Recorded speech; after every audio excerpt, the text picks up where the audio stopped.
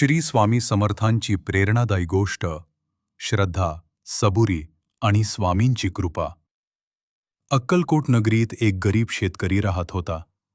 त्याचे नाव होते गोविंदा. तो अत्यंत प्रामाणिक आणि मेहनती होता. पण कितीही कष्ट केले तरी त्याच्या घरात कायम आर्थिक अडचणी होत्या. गोविंदाची पत्नी रोज म्हणायची, "आपण इतकी मेहनत करतो, पण देव आपल्याकडे पाहतच नाही." गोविंदा मात्र हसून म्हणायचा, "देव उशीर करतो, पण अन्याय करत नाही." एके दिवशी गावातील एका वृद्धाने त्याला सांगितले, "अक्कलकोटला जा.